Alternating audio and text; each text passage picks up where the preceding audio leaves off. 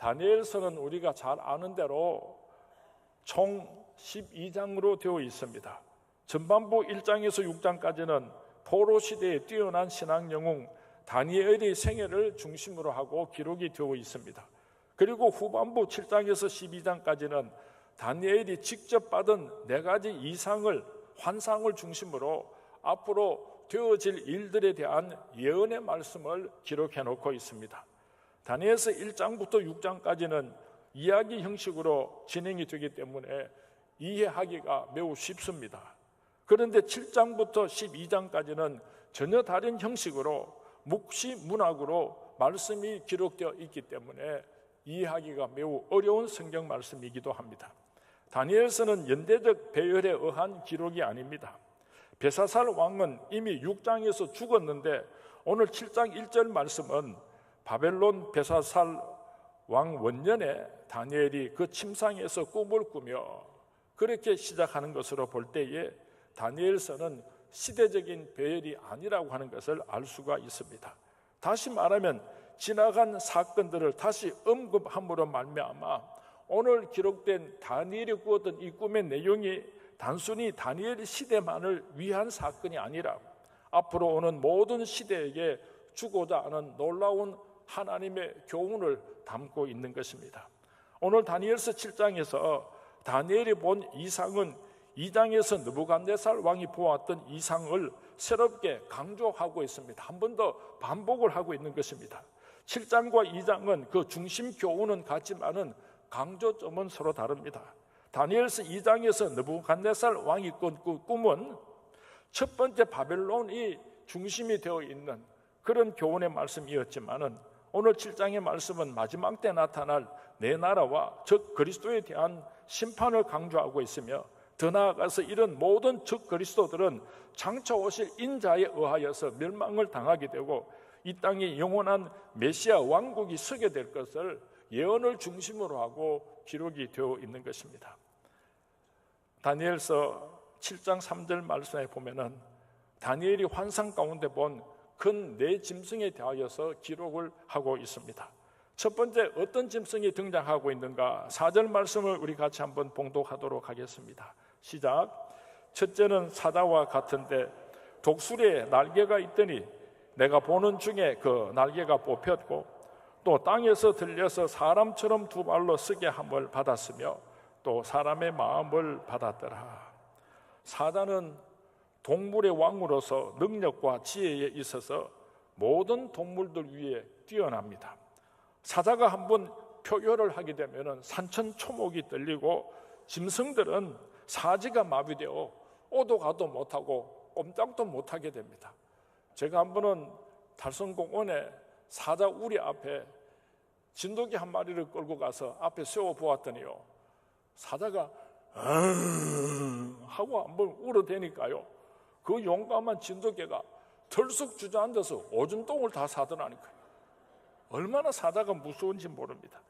또 독수리라고 하는 새는 새의 왕으로서 상대방을 바라보는 예리한 눈과 날카로운 발톱과 강한 날개를 가지고 있습니다.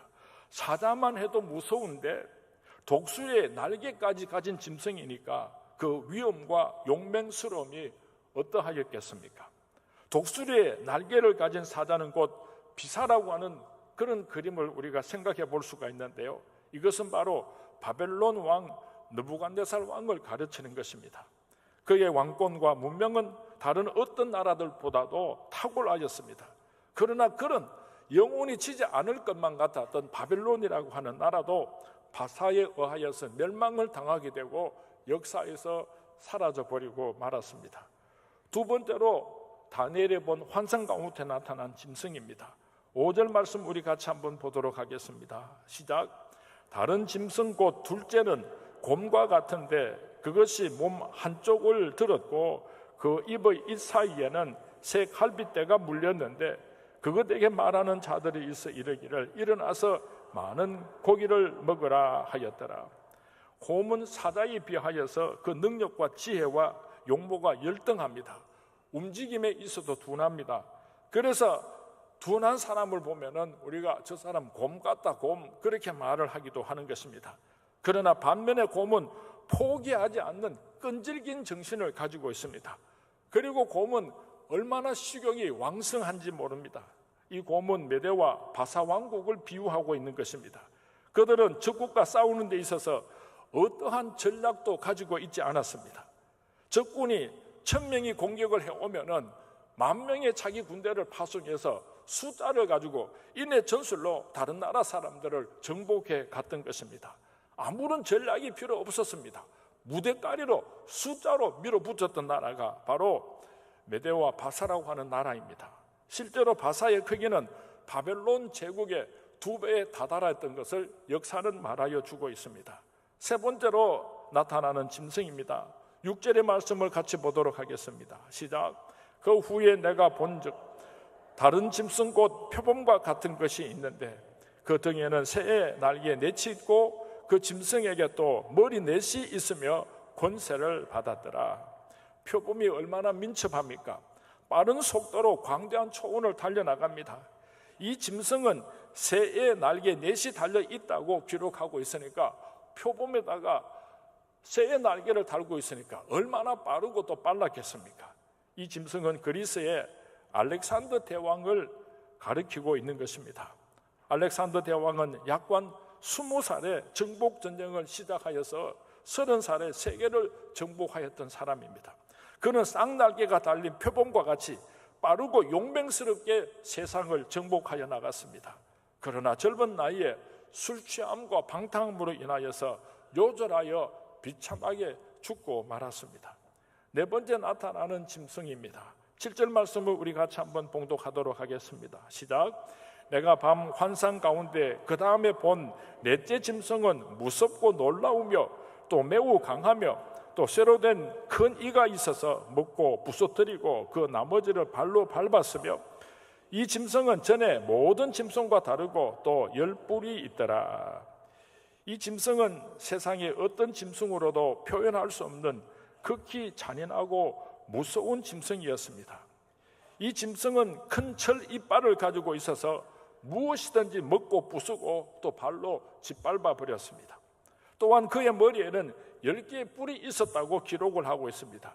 성경 말씀에서 뿔은 힘을 상징합니다. 뿔이 하나만 있어도 힘이 얼마나 대단합니까? 그런데 뿔이 10개가 달려 있었다고 하니까 이 짐승의 힘이 얼마나 대단하였는지를 우리가 짐작할 수가 있는 것입니다. 이 짐승은 바로 로마를 의미하는 것입니다.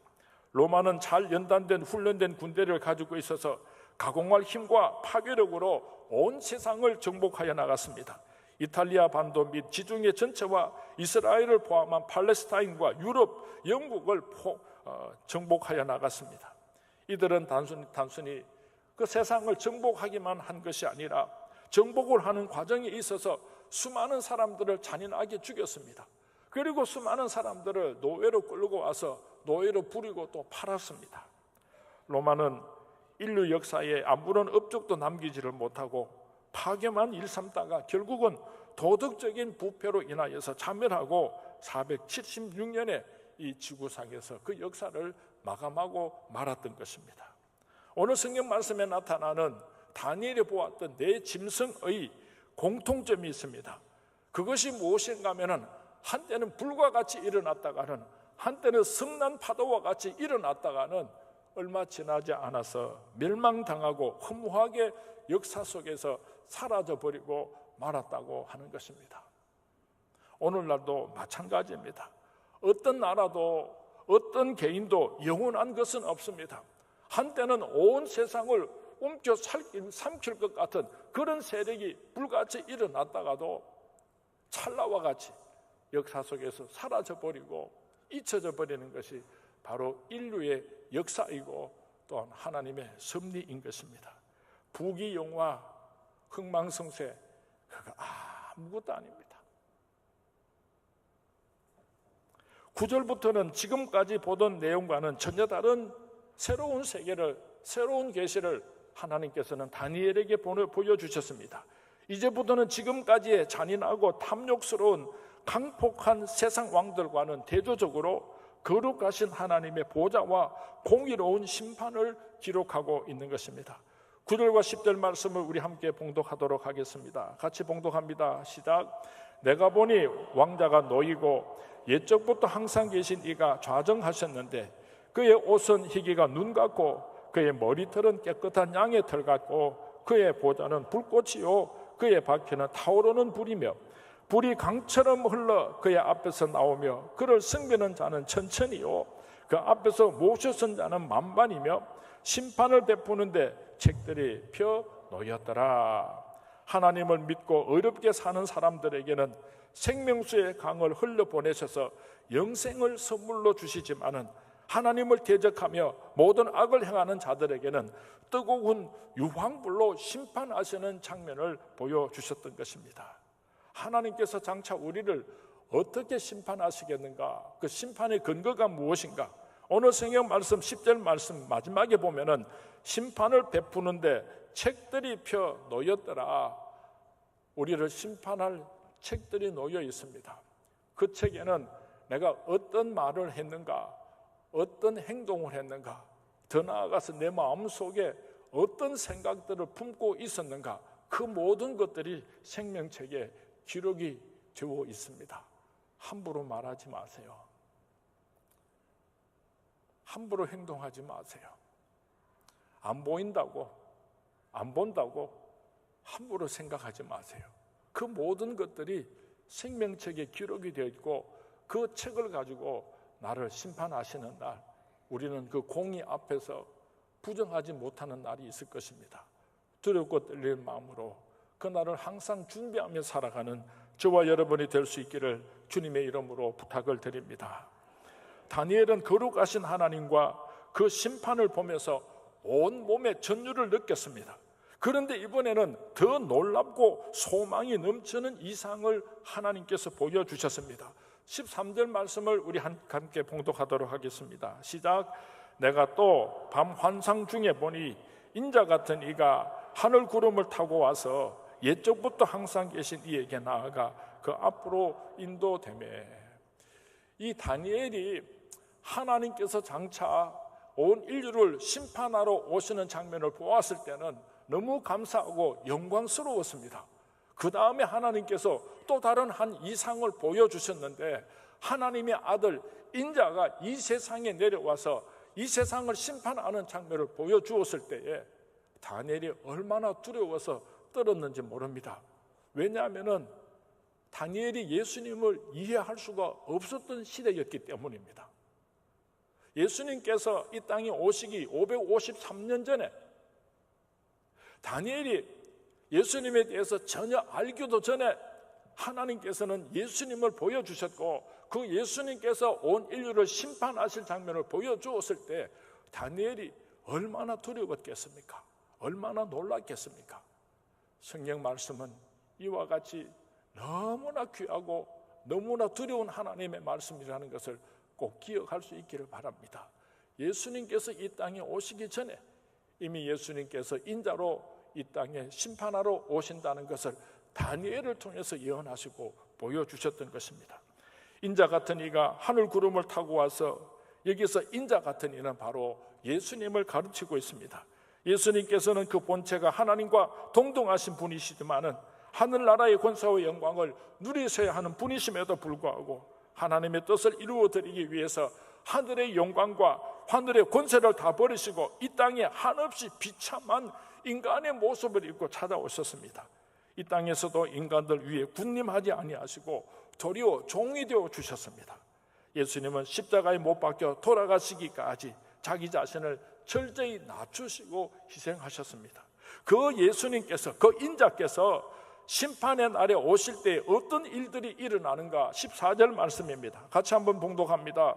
그에게 권세와 영광과 나라를 주고 모든 백성과 나라들과 다른 언어를 말하는 모든 자들이 그를 섬기게 하였으니 그의 권세는 소멸되지 아니하는 영원한 권세요 그의 나라는 멸망하지 아니할 것이라. 다니엘은 지금 본 이상으로 인하여서, 환상으로 인하여서 근심하고 번민하게 되었습니다. 인자 그분이 과연 어떤 분일까? 하나님께서 보여주신 인자에 대해서 두려운 마음을 가지고 있었습니다. 그래서 옆에 있는 한 천사에게 물었습니다. 그때 천사가 자세하게 해석을 하여 주었는데 17절과 18절 말씀입니다. 내 큰 짐승은 세상에 일어날 내 왕이라. 네가 먼저 보았던 내 왕은 이 세상에 예수님께서 오기 전에 일어나게 될 이 세상에 속한 왕들이다. 18절 말씀입니다. 지극히 높으신 이의 성도들이 나라를 얻으리니 그 누림이 영원하고 영원하고 영원하니라. 예수님께서 이 땅에 오시고 예수님께서 심판하실 때에 예수님께 속한 성도들은, 그 백성들은 이 땅에서의 새 나라에서 누리게 될 그 영광스러움이 영원하고 영원하고 영원하리라고 해석하여 주셨던 것입니다. 이 말씀에서 보면 세상 왕들과 성도들이 잘 대조되어 있습니다. 세상 왕들은 그 권세가 크고 잔인하여서 온 세상을 삼킬 듯합니다. 반면에 성도들은 초라하고 보잘것없어 보입니다. 그러나 분명한 사건은, 분명한 확실한 사실은 지극히 높은 자의 성도들이 나라를 얻게 되고 최후 승리를 얻게 된다고 하는 것입니다. 그리고 그 누림이 영원하고 영원하고 영원할 것입니다. 믿으시면 아멘 하시기 바랍니다. 믿어지시면 아멘 하시기 바랍니다. 인자이신 예수님께서 심판주로 오시기 전에 일어날 일들에 대해서 조심스럽게 권면을 하고 있습니다. 예수님께서 이 땅에 심판하러 오시기 전에 성도들을 핍박하는 무리들이 불같이 일어날 것이다. 그들과 싸우고 이기고 최후 승리를 얻어야 한다고 권면을 하고 있습니다. 19절에서 22절까지 말씀해 보면 성도들을 괴롭히는 큰 세력에 대해서 설명을 하고 있습니다. 바로 적 그리스도들입니다. 적 그리스도의 정체는 공중의 권세 잡은 자 곧 사단을 의미하는 것입니다. 참남한 말과 유혹하는 말로서 하나님을 대적하고 성도들을 핍박합니다. 하나님의 말씀을 앞서서 성도들을 공격하기 때문에 이전에 있었던 세상의 그 어떤 왕들보다도 더 무서운 세력을 가지고 있다고 우리에게 경고를 해주고 있습니다. 20절부터 보면은 세력들은 힘을 연합하여서 교회와 성도들을 핍박하게 된다고 말씀을 하고 있습니다. 이전에 세상 왕들은 서로 연합을 하고 힘을 모으지를 않았는데 마지막 때 적 그리스도들은 서로 연합을 하고 힘을 모아서 하나님을 대적하고 성도들을 핍박한다고 예언을 하고 있습니다. 회교도들의 잔혹한 핍박은 앞으로 더욱더 거세어질 것입니다. 한 손에는 코란을 들고 한 손에는 칼을 들고 세상을 정복해 가고 있습니다. 어저께 뉴스를 보니까 IS에서 한국의 20명을 암살하라고 암살자 명단을 발표한 보도를 본 적이 있습니다. 여러분, 이 이슬람은요, 극단주의자들이 사람을 죽이고 그렇게 테러를 범하고 있지, 온순한 이슬람 교도들은 그렇지 않다고 천만에요. 이슬람 자체가 적 그리스도입니다. 이슬람을 믿지 않는 사람들은 죽이는 것이 순교고 그들의 선교입니다. 이번에 박근혜 대통령이 정말 잘못한 것이 있습니다. 할랄이라고 하는 이슬람 마을을 우리나라에 만들어 주어서 마음대로 이슬람 사원을 짓게 하고 마음대로 이슬람 신을 섬기게 하고 마음대로 그곳에서 음식을 만들고 그들이 종교 생활을 하고 그들이 우리나라에서 살 수 있도록 지역을 만들어 준다고 하는 것은요, 돈을 벌기 위하여서 사탄 마귀를 끌어들이는 무서운 죄악인 것입니다. 우리가 잘 알고 있습니다. 이스라엘의 왕들이 그 주위에 있는 나라들과 전쟁을 하지 않고 그렇게 살아가고 싶어서 그 이웃에 있는 나라들의 공주들을 데리고 와서 결혼을 했습니다. 그렇게 화친을 하고 전쟁을 하지 않고 싶었지만은 그 공주들이 시집을 오면서 그냥 이스라엘로 시집을 온 것이 아니라 우상을 가슴에 품고 안고 그렇게 들어와서 이스라엘을 우상 숭배하는 나라로 만들게 되고 결국은 하나님의 무서운 심판을 받았던 것을 우리는 잘 알고 있습니다. 아랍 사람들의 돈을 욕심이 내서 그 돈을 벌기 위해 가지고 우리나라 중심부에 할람이라고 하는 마을을 만들어 주었다가요, 그 무서운 세력이 결국은 이 나라를 우상의 나라로, 사탄 마귀의 나라로 그렇게 무서운 세력으로 자라게 된 것은 자명합니다. 막아야지 돼요. 동성연애자들을 그들에게도 권리를 줘야지 된다고 떠들기 시작하고 불과 5년이 지나지 않았는데요, 벌써 동성 연애자들이 10배 이상 늘어났다고 합니다.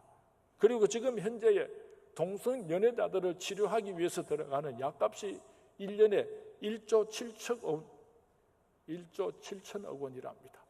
놀라지도 않아요.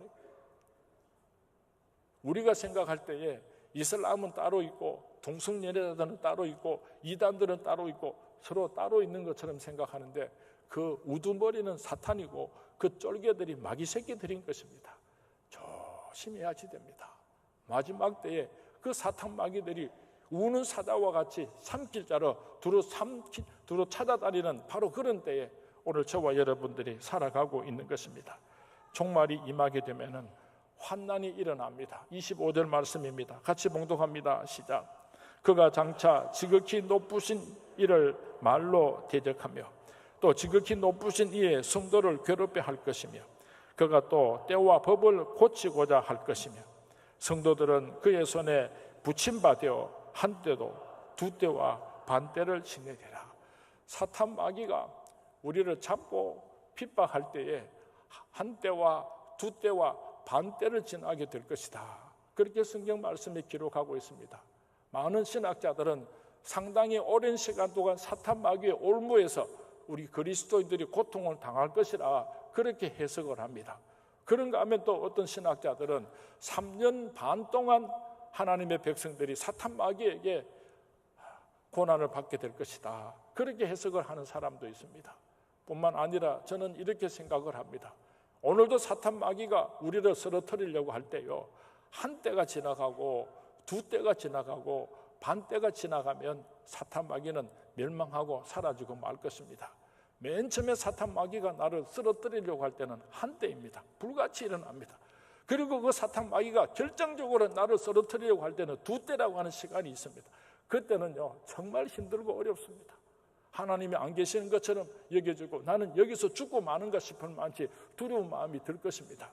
그 다음에는요 반때가 있는데 잠깐입니다. 그리고는 사탄 마귀는요 완전히 멸망당하고 사라질 존재라는 것을 꼭 기억할 수 있기를 바랍니다. 오늘 불같은 시험 가운데 있는 사람은요 아마 두 때인 것 같아요. 금방 막 차풀이 우거지고 막 비를 오고 하면은 그 차풀이 막 살아서 막 자라날 때는 그 기세가 대단하지만은요 낫으로 쑥 빼놓고 나면은요 금방 불이 푹 죽어가지고 누렇게 썩어서 없어집니다. 조금 있으면 그 사탄 마귀가 하나님께서 성령의 검으로 치시고 완전히 죽임을 당할 것을 믿고 끝까지 인내하시고 승리할 수 있게 되기를 주님의 이름으로 축원을 드립니다. 환난은 잠깐이면 끝이 나게 될 것입니다. 에베소서 6장 12절에서 사도 바울은 이렇게 권면을 합니다. 우리의 시험은 혈과 육을 상대하는 것이 아니요 통치자들과 권세들과 이 어둠의 세상 주관자들과 하늘에 있는 악한 영들을 상대함이라 말씀하고 있습니다. 다니엘은 창고라는 세상 나라들 속에서 위대한 하나님의 나라가 큰 승리를 거두게 되는 장면을 환상 가운데 보게 됩니다.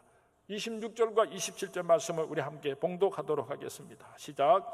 그러나 심판이 시작되면은 그는 권세를 빼앗기고 완전히 멸망할 것이요 나라와 권세와 온 천하 나라들의 위세가 지극히 높으신 이의 거룩한 백성에게 붙인 바 되리니 그의 나라는 영원한 나라이라 모든 권세 있는 자들이 다 그를 섬기며 복종하리라. 아멘. 우리 성도들은 사단의 유혹에 시달리고 사단이 심는 위험에 고통을 당하지만은 하나님께서 주시는 승리로 인하여서 최후 승리자들이 될 줄로 믿습니다. 우리가 끝까지 믿음의 순교를 지키고 믿음을 가지고 살아가게 될 때에 장차 우리 주 예수 그리스도와 함께 영원토록 왕노릇하는 날이 오게 될 것입니다. 다니엘은 잔인하고 포악한 세상 나라 와중에서 하나님께서 친히 메시아 왕국을 세우시는 환상을 보았습니다. 그 나라와 그 영광과 권세를 보았습니다. 그로 인하여서 그에게 큰 힘과 소망이 솟아났던 것입니다. 그러했기 때문에 세상 권세에 조금도 마음을 빼앗기지 아니하고 하나님 편에 서서 하나님의 나라를 확장하며 하나님의 나라와 그 의를 위하여서 죽기까지 아름다운 삶을 살아갈 수가 있었던 것입니다. 이 믿음 때문에 다니엘은 8번이나 전국이 바뀌는 위험 속에서도, 사다굴 속에 던져지는 그런 무서운 고난 속에서도 하나님만 사랑하고 하나님만 바라보고 그 신앙을 끝까지 지킬 수가 있었던 것입니다. 우리도 다니엘처럼 그 나라를 바라보고 그 소망을 가지고 살아가시는 우리 성문의 모든 성도님들이 될 수 있기를 주님의 이름으로 축원을 드립니다. 금요일 저녁마다 우리 전지현 목사님께서 전교인 교사대학을 강의를 하고 계십니다. 참석하신 분들은 그 말씀으로 인하여 큰 은혜를 받고 계시는 줄 아는데, 아직도 금요기도회 성경 공부에 참석하지 않는 사람들은 내가 이 말은 안 하는 게 좋은데 속으로 하는 말인데요, 와 사는지 모르겠다. 와 사는지 모르겠다. 그 귀한 말씀을 들을 기회가 우리에게 왔는데 그 말씀을 듣지 않고 뭐하고 사시는지 나는 도무지 이해를 못하겠습니다. 늦지 않았으니까 지금부터라도 금요일 저녁마다 오셔가지고 말씀으로 큰 은혜 받으시고 뜨겁게 기도할 수 있게 되기를 주님의 이름으로 부탁을 드립니다. 지난 금요일 날 참 귀하고 아름다운 말씀을 해주셨는데 그 가운데 한 토막을 내가 소개하겠습니다. 성경 말씀은 구약의 말씀이 있고 신약의 말씀이 있습니다. 구약의 말씀의 주제가 무엇이고 신약의 말씀의 주제가 무엇인가? 구약의 하나님의 말씀의 주제는 택함받은 이스라엘 백성들이 구원을 얻는 것입니다. 그래서 이스라엘 백성들이 구원을 얻게 하시기 위하여서 때로는 하나님께서 때리십니다. 그리고 이스라엘 백성들이 회개하고 돌아오면 하나님께서 용서해 주십니다. 먹을 것도 주시고 축복도 해주시고, 때로는 하나님의 말씀을 불순종하고 세상 연락을 즐기게 되면 하나님께서 무섭게 징계하시고, 또 그랬다가도 이스라엘 백성들이 회개하고 하나님께로 돌아오면 또 용서해 주시고 축복을 베풀어 주시고, 하나님께서 이스라엘 백성들을 구원하시고 적과 꿀이 흐르는 가나안 땅으로 인도하시는 이것이 바로 구약 성경 말씀의 주제입니다.